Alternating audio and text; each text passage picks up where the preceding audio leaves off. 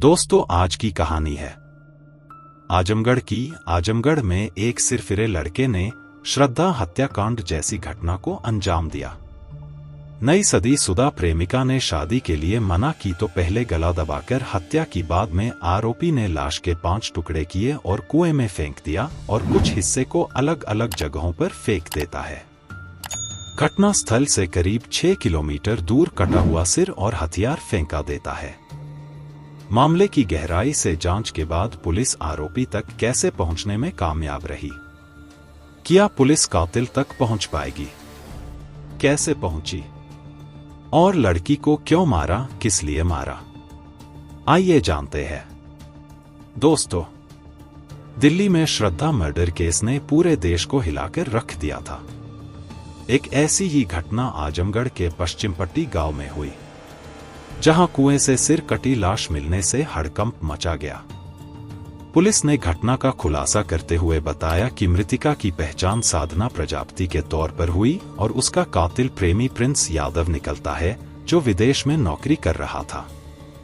पूछताछ में आरोपी ने बताया कि दोनों के बीच लगभग 2 साल से प्रेम संबंध था, लेकिन साधना की शादी कहीं दूसरी जगह हो गई थी, जो उसे मंजूर नहीं था।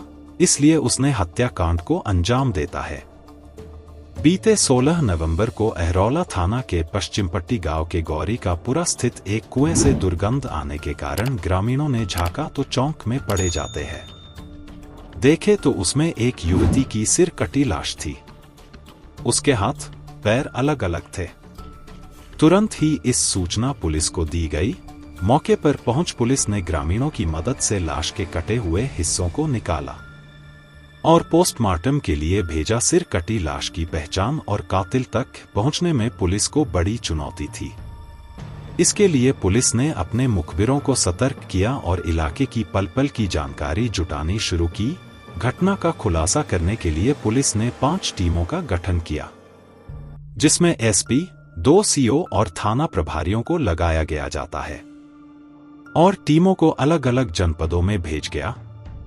इस दौरान पुलिस को पता चला कि पश्चिम पट्टी गांव में एक लड़की की गुमशुदगी की रिपोर्ट दर्ज हुई है। फिर लाश के फोटो लेकर पुलिस एक टीम लड़की के परिजनों के पास पहुंची। हाथ में कंगन, कपड़े और चप्पल देखकर उन्होंने लाश की शिनाख्त की। मृतिका के भाई ने पुलिस को बताया कि घटना वाले दिन उसकी बहन को प्रिंस यादव नाम के युवक का फोन आया था और उसने उसे मिलने के लिए बुलाया था। उसके बाद से वो घर नहीं लौटी थी। 1-2 दिन इंतजार करने के बाद हमने स्थानीय थाने में रिपोर्ट दर्ज कराई थी। भाई की सूचना के बाद पुलिस ने आरोपी प्रिंस यादव को ढूंढना शुरू किया और उसके फोन को सर्विलांस में लेकर मुखबिरों को सतर्क किया जाता है। इस दौरान पुलिस को पता चला कि आरोपी गांव में ही कहीं छुपा है। पुलिस उसे पकड़ने के लिए मौके पर पहुंची, जहां उसने भागने के प्रयास में पुलिस पर फायरिंग कर दी और जवाबी कार्रवाई में उसकी पैर में गोली लग गई और वो घायल हो गया और पुलिस ने उसे गिरफ्तार कर लिया। पूछताछ के दौरान उसने बताया कि हत्या के बाद उसने सिर और हथियार को घटनास्थल से 6 किलोमीटर दूर तालाब में फेंका है।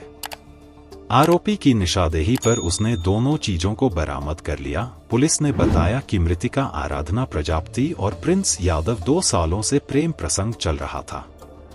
कुछ महीने पहले आराधना की शादी कहीं दूसरी जगह हो गई थी। विदेश में नौकरी कर रहे प्रिंस को जब यह पता चला कि उसकी प्रेमिका ने कहीं दूसरी जगह शादी कर ली है, तो उससे रहा नहीं गया और वो भारत वापस लौटा और प्रेमिका से शादी करने का दबाव बनाने लगा।